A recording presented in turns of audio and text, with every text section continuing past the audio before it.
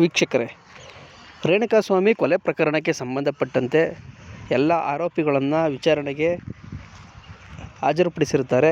ಆದರೆ ದರ್ಶನ್ ಅವರನ್ನು video conference ಮುಖಾಂತರವೇ ಈ ಸಲವೂ ಕೂಡ ವಿಚಾರಣೆಯನ್ನು ನಡೆಸಿರುತ್ತಾರೆ. ಇದೇ ಸಂದರ್ಭದಲ್ಲಿ ಸಿ.ವಿ. ನಾಗೇಶ್ ರವರು ರೇಣುಕಾಸ್ವಾಮಿ ತಾಯಿಯವರನ್ನು ಪೂರ್ತಿ ವಿಚಾರಣೆ ನಡೆಸಿದ್ದಾರೆ ಎನ್ನುವ ಮೂಲಗಳಿಂದ ಬಂದಿದ್ದು, ಇದೇ ಸಂದರ್ಭದಲ್ಲಿ ಅವರ ವಿಚಾರಣೆ ಮುಗಿದ ತದನಂತರ ಪಬ್ಲಿಕ್ ಪ್ರಾಸಿಕ್ಯೂಟರ್ ಆದ ಪ್ರಸನ್ನಕುಮಾರ್ ಅವರು ಸಹ ರೇಣುಕಾಸ್ವಾಮಿಯ ತಾಯಿಯ ವಿಚಾರಣೆಯನ್ನು ಕ್ರಾಸ್ ಎಕ್ಸಾಮಿನೇಷನ್ ಮುಖಾಂತರ ಮತ್ತೊಮ್ಮೆ ಮಾಡಿದ್ದಾರೆ. ಗಮನಿಸಬೇಕಾದಂತಹ ಇನ್ನೊಂದು ಇಂಪಾರ್ಟೆಂಟ್ ವಿಚಾರ ಏನು ಅಂದರೆ, 14ನೇ ಆರೋಪಿಯಾಗಿರುವ ಪ್ರದೋಷ್ ಅವರು ಹೈಕೋರ್ಟ್ಗೆ ಒಂದು ಅರ್ಜಿಯನ್ನು ಸಲ್ಲಿಸಿರುತ್ತಾರೆ. ನನಗೂ ಈ ಕೊಲೆ ಪ್ರಕರಣಕ್ಕೂ ಯಾವುದೇ ಸಂಬಂಧವಿಲ್ಲ, ದಯಮಾಡಿ ಈ ಪ್ರಕರಣದಿಂದ ನನ್ನನ್ನು ಕೈಬಿಡಬೇಕು ಎಂದು ಮನವಿಯನ್ನು ಸಲ್ಲಿಸಿರುತ್ತಾರೆ. ಈ ಮನವಿಗೆ ಸಂಬಂಧಪಟ್ಟಂತೆ ವಿಚಾರಣೆ ಇನ್ನೂ ನಡೆಯುತ್ತಾ ಇದೆ.